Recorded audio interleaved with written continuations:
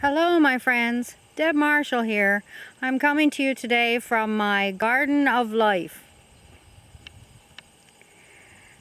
As you see, it is a beautiful, sunny Sunday morning. Very quiet. We can hear the birds singing, the insects chirping, and the little bit of a noise from a neighbor loading some stone. But I thought I would come out here while it's quiet and do my talk for the day. Today I'd like to talk to you about honor and honorability. I went to the Oxford Dictionary and pulled up what they had to say about the word honor. And it says, high respect, glory, credit, reputation, good name. And then I went down the list a little further and something hit me really hard. Another definition for honor. Nobleness of the mind. Did you get that? Nobleness of the mind. And then I went to honorability, and it says consistent in honor. There's that word consistent that we use all the time in building our personal development and building our businesses. Well, I'd like to tell you a few stories today. First I got to rest my arm here. There. I learned my moral character from my father. He was a simple man. He joined the army right after public school. Didn't even get to high school. Went to England and then went to Germany. He was a very straightforward man, very consistent man. And he taught me a lot about honor. He taught me that if you say you're going to do something, you better darn well be ready to do it. And to put your life on the line, to uphold what you say, to be honorable. And in my life, I've developed into a person who, if I say I'm going to do something, I will do it one way or another, even if it kills me.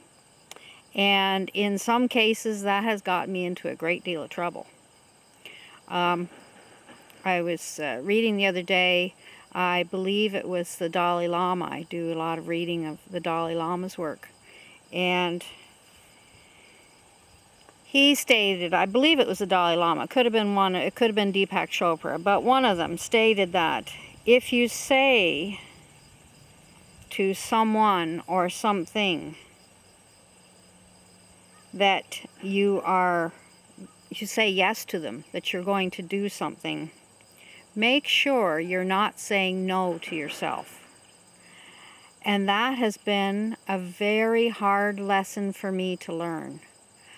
I always figured if I could do my best to help people and do my best to put myself out in order to help everyone, that it would be in my best behalf. Well, in some cases, people or situations have asked very hard tasks of me. And in saying yes to those people and those tasks, I have put myself in jeopardy. And I've done that all of my life. And just recently, after I read this, did I understand not to say yes to somebody or something if it's saying no to me.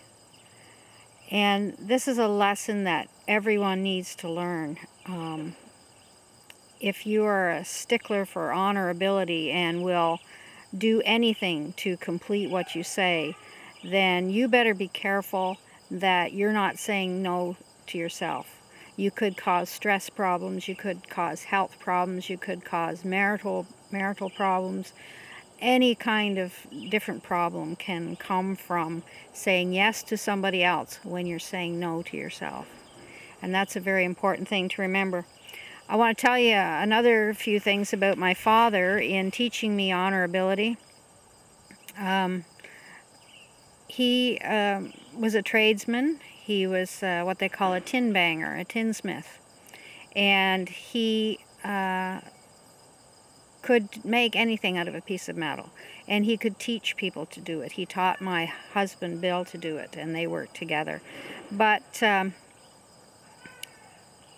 trying to think. The one thing that I wanted to say about my father was that he always did his best to help anybody he possibly could. He would stop for hitchhikers. He would buy somebody a lunch. He would do anything that he could to help other people. And I'm sure it was also hard for him to learn to be careful what you say yes to. So I'm looking at my notes here. Being honorable in business and being honorable in your life is very important to your success. As I said, I'm a stickler for always doing what I say I'm going to do, and pushing myself above and beyond in order to do that. And I suggest that if you can't say that, if you can't say that you're a stickler about honorability, then I would seriously look into it. Seriously do your best to be honorable in everything that you say and do, because it's a characteristic worth cultivating. It's another brick in the important foundation to our success, whether it be in life or whether it be in business. Luckily, in our business, we have aligned ourselves with people who are of consistency, are of honor, and are of the type who do things from the heart and speak from the heart. Speak bluntly, but speak from the heart. And they will enhance our lives as we will enhance theirs. So today I hope that you've enjoyed my little stories. As I said, I have a lot of stories to tell about this, really, because I have gotten myself in deep water a few times by saying I would do something and then making the activity, making the time, making the energy to do these things when maybe it was not in my own best interest.